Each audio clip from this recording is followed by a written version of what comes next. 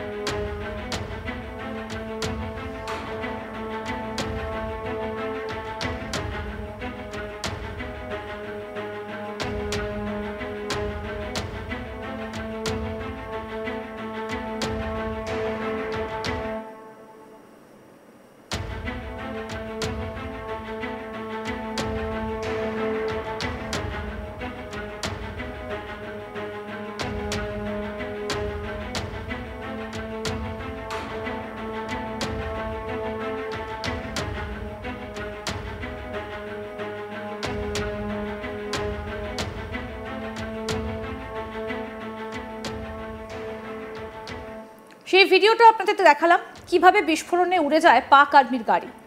দেখুন সেই ভিডিও আপনাদের দেখালাম। বিএলএর মুখপাত্র জিয়ান্ত বালোচের বিবৃতি অনুযায়ী বিদ্রোহী গোষ্ঠী এই অভিযানগুলোকে তাদের প্রতিরোধের ধারাবাহিকতা হিসেবে বর্ণনা করছে, যার লক্ষ্য পাকিস্তানের বালুচিস্তান দখলদারি বন্ধ করা।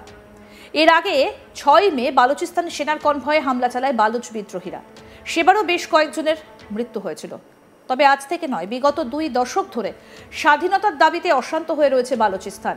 বালুচ বিদ্রোহীদের দাবি অবিলম্বে পাকিস্তানকে বালুচিস্তান ছাড়তে হবে। এখানে বিচ্ছিন্নতাকামী সংগঠনের প্রভাব ক্রমেই বাড়ছে। কোনো রাগঢাক না করে এখন বালুচ বিদ্রোহীরা সরাসরি নিশানা করছে পাক সেনাবাহিনীকে। গ্রাম থেকে শহর সর্বত্রই তাদের উপস্থিতি বোঝা যাচ্ছে। প্রসঙ্গত বলি, বালুচিস্তানে বিএলওর এই আক্রমণ পাকিস্তানের অভ্যন্তরীণ স্থিতিশীলতার ওপর গুরুতর প্রভাব ফেলছে। বালুচ বিদ্রোহীরা দীর্ঘদিন ধরে দাবি করে আসছে যে পাকিস্তান সরকার তাদের প্রদেশের প্রাকৃতিক সম্পদ শোষণ করছে। যখন স্থানীয় জনগণ দারিদ্র্যের মধ্যে রয়েছে, চীন পাকিস্তান অর্থনৈতিক করিডর প্রকল্পগুলো বিশেষ করে গোয়াদার বন্দর বালুচ জনগণের মধ্যে অসন্তোষ বাড়িয়েছে। বিএলএর এই প্রকল্পগুলোকে পাকিস্তানের শোষণের প্রতীক হিসেবে দেখে এবং চীনা নাগরিকদের ওপর একাধিক হামলা চালিয়েছে। আন্তর্জাতিক সম্প্রদায় এই উত্তেজনার দিকে নজর রাখছে। জাতিসংঘ এবং মার্কিন যুক্তরাষ্ট্র উভয় দেশকে সংযম প্রদর্শনের আহ্বান জানিয়েছে। তবে পাকিস্তানের অভ্যন্তরীণ অস্থিতিশীলতা এবং ভারতের সঙ্গে সংঘাতের সম্ভাবনা এই অঞ্চলের শান্তির জন্য হুমকি হয়ে দাঁড়িয়েছে।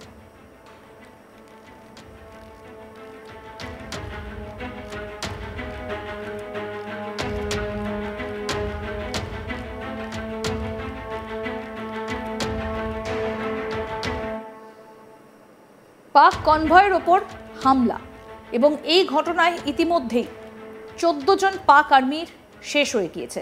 পাকিস্তান আগে নিজের ঘর সামলাক, তারপর ভারতের দিকে চোখ তুলে তাকাবে। এমনিতেই বালুচ লিবারেশন আর্মির জন্য ল্যাজে গোবরে অবস্থা। 9 মে, অর্থাৎ যে ঘটনার কথা আপনাদের বললাম এবং যে ভিডিও আপনাদের দেখাচ্ছি, এটা 9 মে এবং বালুচ লিবারেশন আর্মির তরফ থেকে এই ভিডিও প্রকাশ করা হয়েছে। 9 মে পাক সেনাবাহিনীর কনভয়কে লক্ষ্য করে একটা হামলা চালিয়েছিল বালুচ লিবারেশন আর্মি। সেই হামলায় 14 জন পাকিস্তানি সেনা নিহত হয়েছিলেন, আহতও হয়েছিলেন বেশ কয়েকজন, যানবাহনও ধ্বংস হয়েছিল।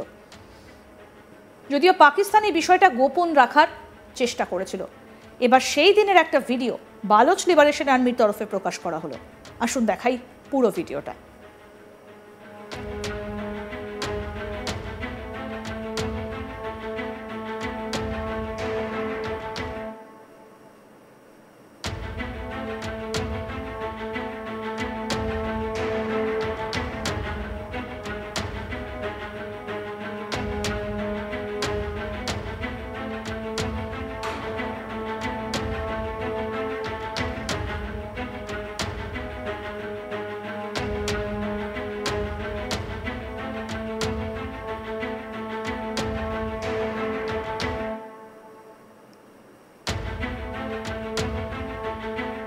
পাকিস্তানের বালুচিস্তান প্রদেশের বোলান এবং কেচ এলাকায় আইডি বিস্ফোরণ ঘটিয়েছিল বালুচ লিবারেশন আর্মির বিদ্রোহীরা।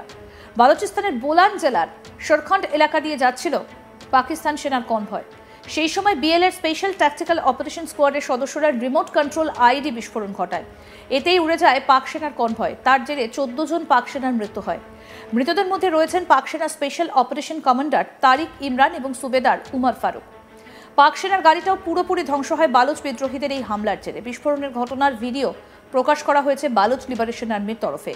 সেই ভিডিওতেই দেখা যাচ্ছে কিভাবে বিস্ফোরণে উড়ে গিয়েছে পাক আর্মির গাড়ি। দেখুন, আরেকবার দেখাই আপনাদের।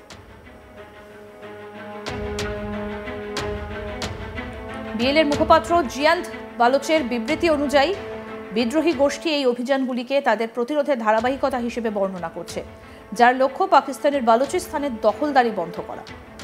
এর আগে 6 মে বালুচিস্তানের সেনার কনভয়ে হামলা চালায় বালুচের বিদ্রোহীরা। সেবারও বেশ কয়েকজনের মৃত্যু হয়েছিল। তবে আজ থেকে নয়, বিগত 2 দশক ধরে স্বাধীনতার দাবিতে অশান্ত হয়ে রয়েছে বালুচিস্তান। বালুচ বিদ্রোহীদের দাবি অবিলম্বে পাকিস্তানকে বালুচিস্তান ছাড়তে হবে। এখানে বিচ্ছিন্নতাকামী সংগঠনের প্রভাব ক্রমেই বাড়ছে।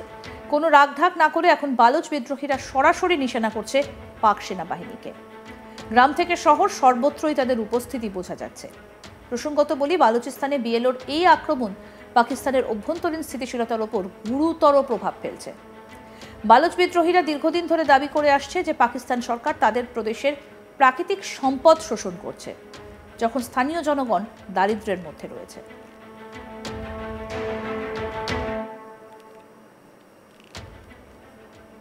আরও আপডেট পেতে দেখতে থাকুন আজ তাক বাংলা। সাবস্ক্রাইব করুন, নোটিফিকেশন পেতে বেল বাটন অপশন প্রেস করুন, হোয়াটসঅ্যাপেও ফলো করুন আজ তাক বাংলা।